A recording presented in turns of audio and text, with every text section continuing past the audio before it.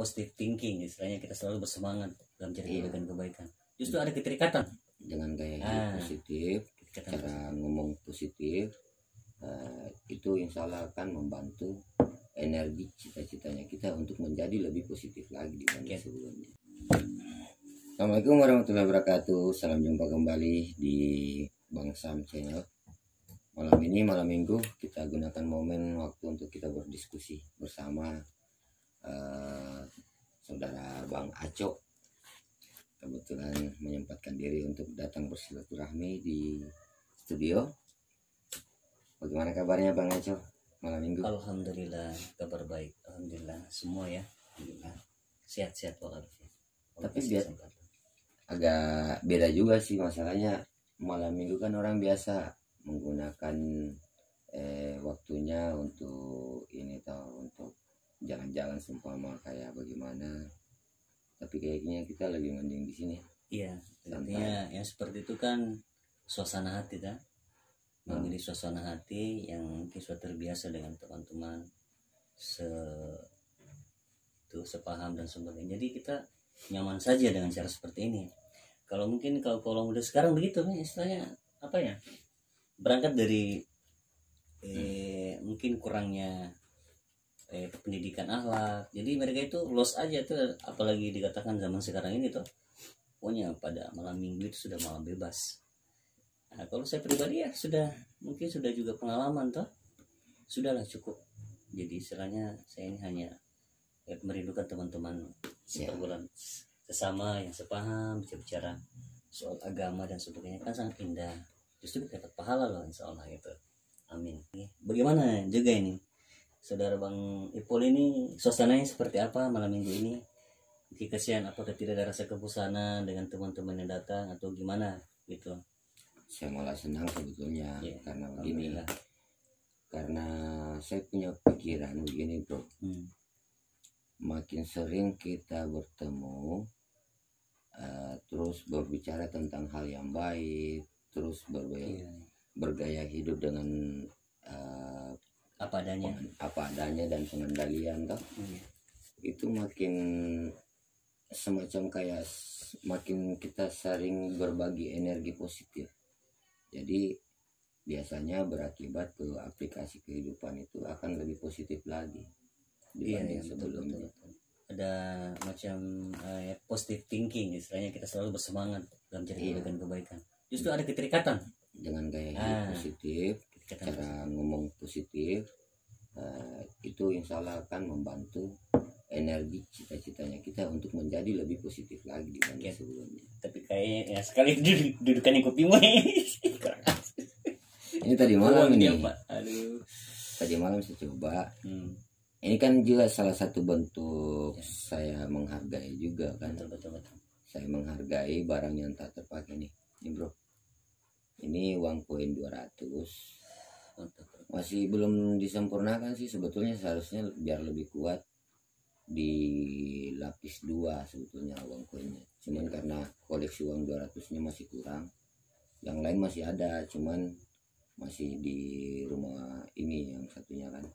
Bro, kayak ini Ustaz, saya menanggapi gambar di belakang ini kayaknya sepertinya orang belakang ini ingin mengeksekusi kita ini. Yang pertama yang sebelah sana dia ingin tunjukkan burung itu dia mematok sampai hancur orang itu.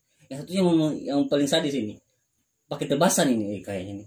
Kita dieksekusi dengan algojo ini bagaimana ini? Tapi itu soal seni ya, seni. Kalau dilihat warnanya kan warnanya hitam. Betul. Tapi tidak sejahat apa yang dipikirkan. Bukan bolong ya maksudnya. Bolong sih asli warna aja.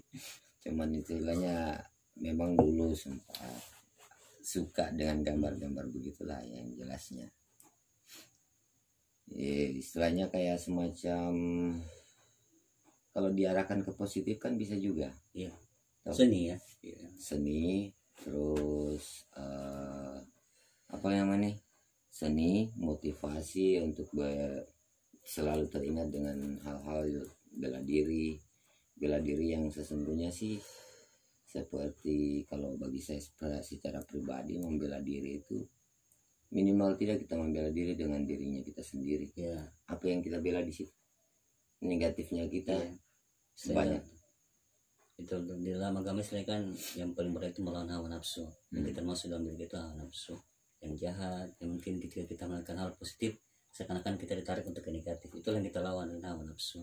Makanya itu kita punya nabi dikatakan bukanlah orang yang kuat itu sering berperang, sering membunuh atau sering membanting orang pun dengan tidak. Orang yang kuat itu adalah orang yang memang bisa melawan hawa nafsunya pada dirinya sendiri.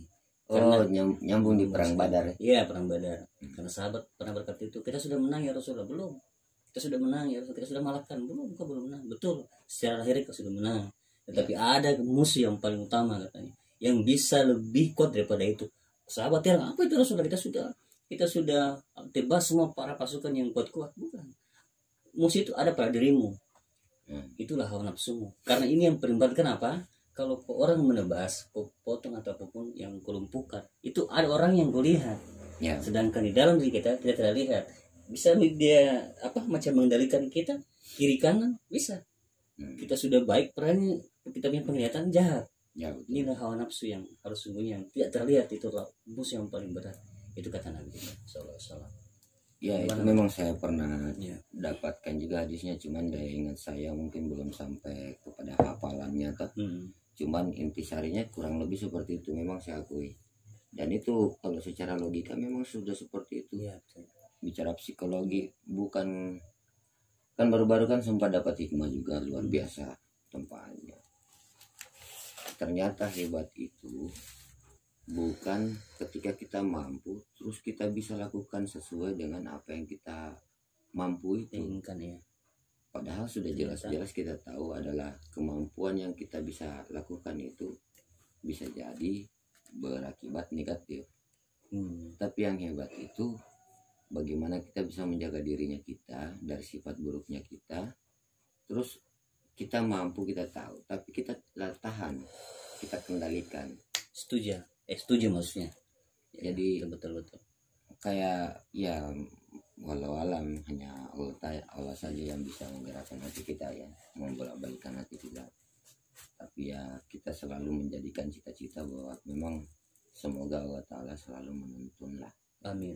Insyaallah semua itu memang dari istilah sikap kemandirian kita sendiri, niatnya kita dalam menghadapi segala tantangan atau ada ujian.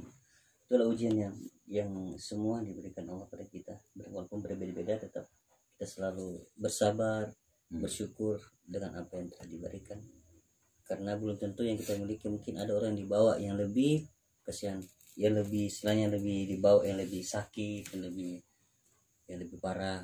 Kita bersyukurlah walaupun apa adanya kita hidup tuh. Mungkin dengan cara seperti ini, minum kopi berdoa ini ada sesuatu ilmu pengetahuan kita dapat. Coba kan kita kembalikan sama Allah, itu ilmu Allah semua. Malas.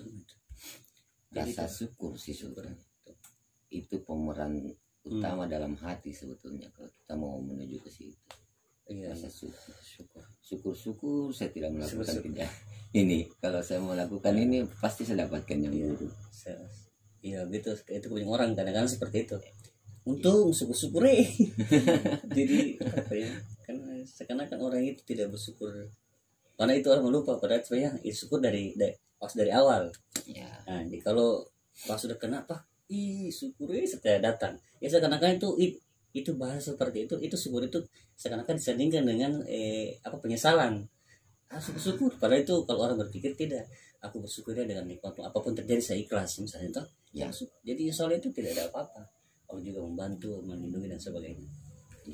Ini orang dia dengan kebanyakan itu syukurnya di belakang. Syukur saya datang untuk saya bilang tadi. Sekarang itu dia bilang penyesalan memang di belakang.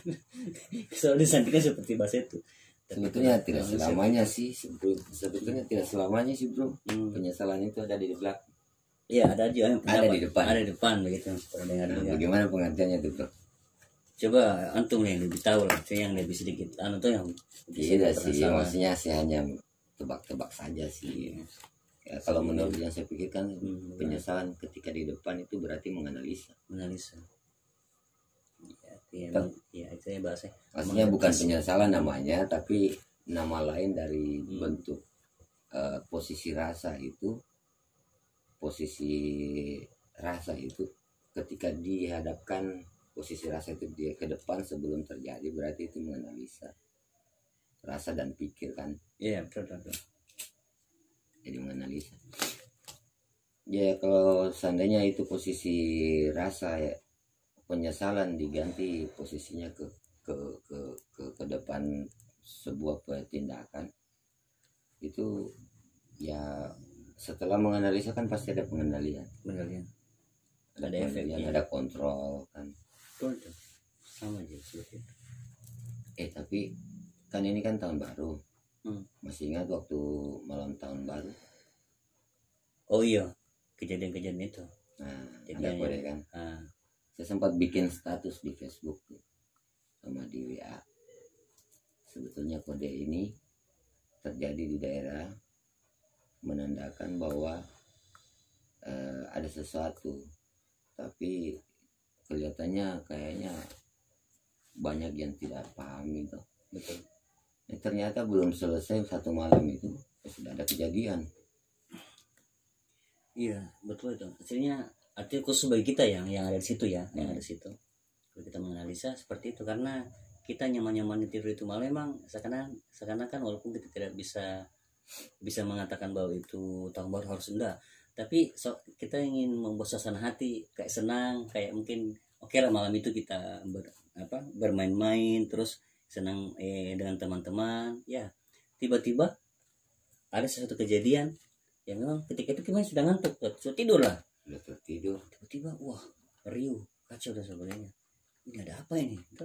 Yang saya rasakan tuh malam tuh kayak alam tuh gimana ya, tenang sekali, tapi di balik ketenangan itu ada kegelisahan, ada keramaian saat itu sebelum tidur tuh. Nah setelah kita tertidur ternyata dikasih bangun sama tetangga. Iya betul. Jadi itu malam tuh bro, memang kalau saya pribadi tuh maksudnya, jadi itu orang mau datang apapun ramai mau kacau.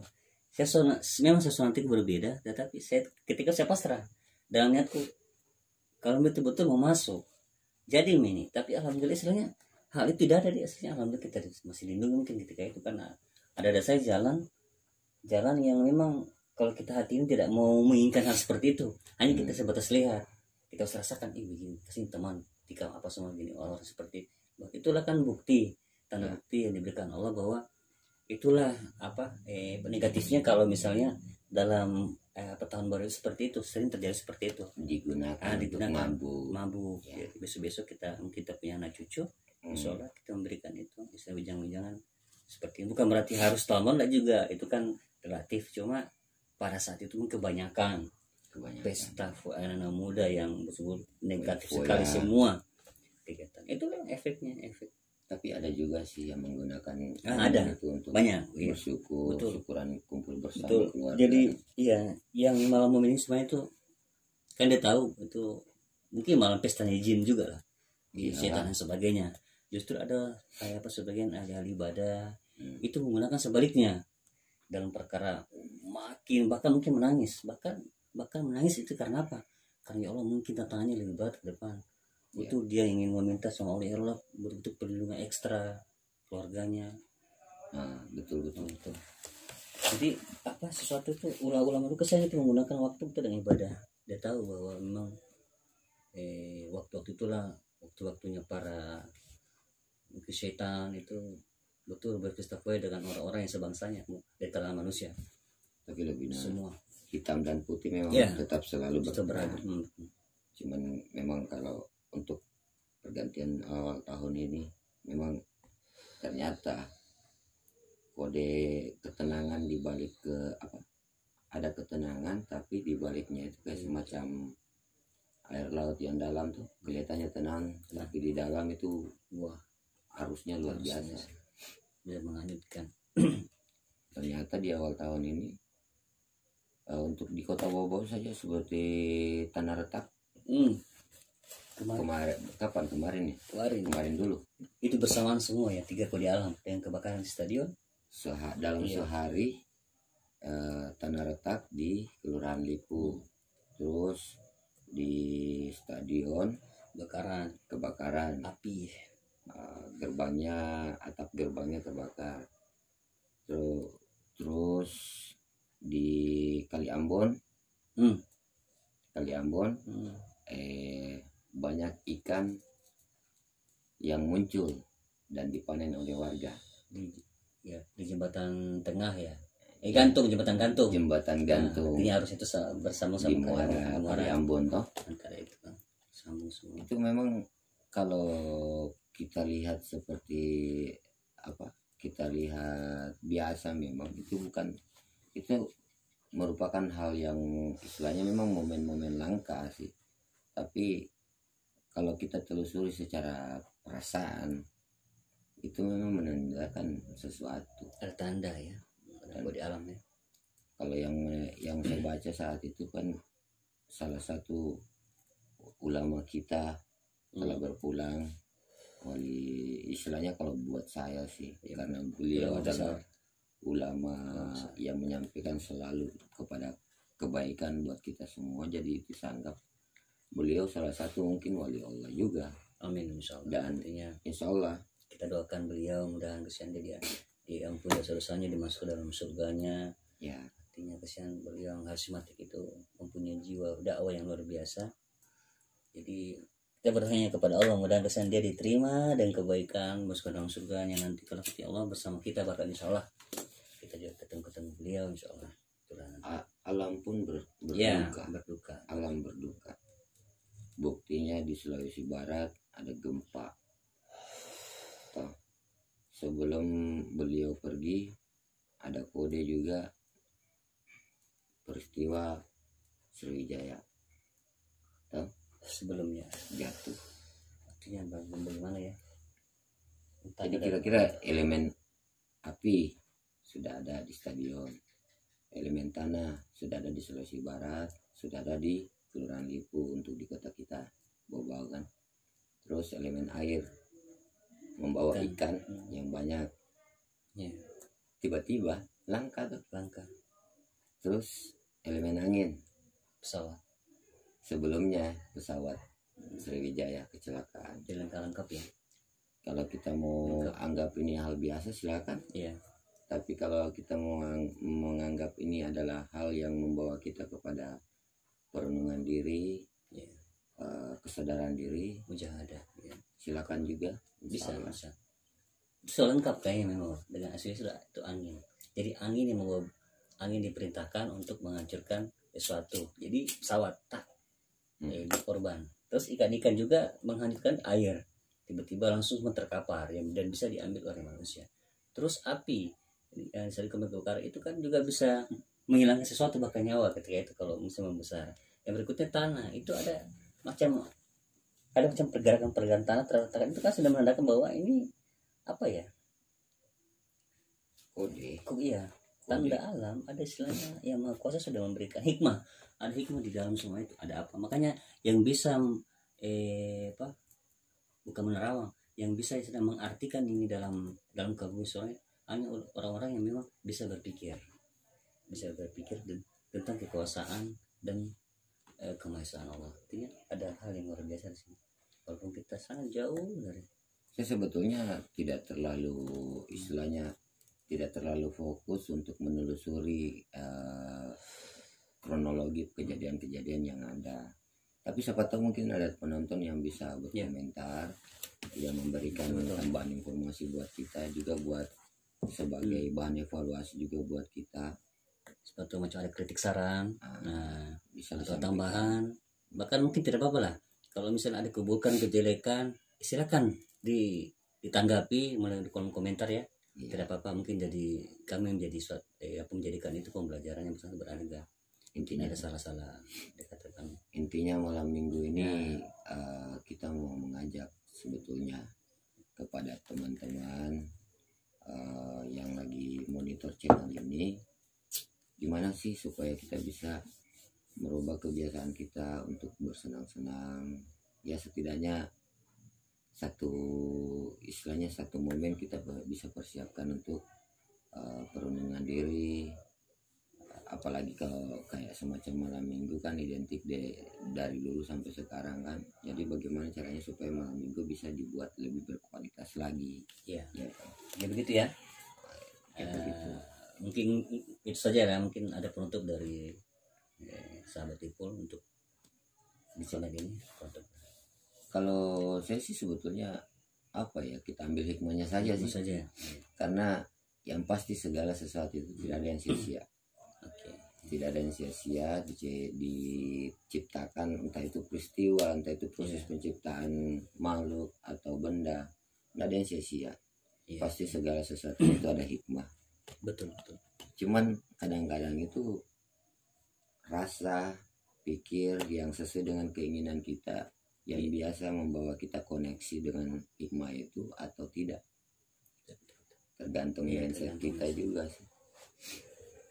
Ya mudah-mudahan saja di balik semua yang terjadi bisa kita mendapatkan hikmah untuk bisa lebih baik lagi dari sebelumnya. Oke. Kalau bagaimana saudara? Sama ya, istilahnya sebagai istilahnya kata-kata untuk dari channel ini ya, maksudnya untuk kali ini. Jadi saya misalnya segala sesuatu kan ada hikmahnya, ada jalan supaya manusia itu bisa berpikir, bisa melihat ke depannya, istilahnya istiqomah dalam segala hal, utama dalam ibadah. Jadi intinya apa ya, apapun yang terjadi sekarang ini itulah sudah ketetapan yang Maha Kuasa. Yang jelas kita harus mempersiapkan diri. Seorang ulama pun mengatakan seperti itu, persiapkan diri kalian dengan sebaik-baiknya. Ini maksudnya untuk amal jariah, amal iman takwa, karena cuma jalan itulah yang nanti insya Allah kita bisa bertemu di alam berikutnya. Ini juga bro, karena apa ya, keadaannya kan sekarang memang sudah seperti itu ya. Jadi istilahnya kalau banyak kan hoax ya, beredar, ada sebaran-sebaran juga yang beredar. Kalau menurut saya sih jangan langsung menanggapi bagaimana sebaran itu, cari tahu dulu kebenaran. Cari tahu dulu kebenarannya. Kalaupun benar, lihat dulu kebenaran itu pantas untuk dipublikasikan atau disebarkan, atau mungkin lebih baik diselesaikan tanpa harus memancing hal-hal yang lain kayak gitu. Oke saudara, sekira mungkin untuk kali ini ya kita akhir dulu ya. Mungkin kalau ada kesalahan-kesalahan kami mau dimaafkan, mungkin kesalahan berdiri kami yang benar-benar itu yang datang dari Allah Subhanahu Wa Taala, hanya benar miliknya. Gimana sudah tutupi? Sampai jumpa kembali. Oke. Mungkin singkat, tapi mudah-mudahan ada manfaatnya lah. Amin. Kalau ada manfaatnya itu datangnya dari bukan kami juga, tapi dari kebaikan. Ya kalau seandainya mungkin ada keburukan, ya mungkin bagian dari ego kami. Kami minta maaf sebelumnya. Dan terima kasih banyak telah menonton channel ini. Assalamualaikum warahmatullahi wabarakatuh. Warahmatullahi wabarakatuh.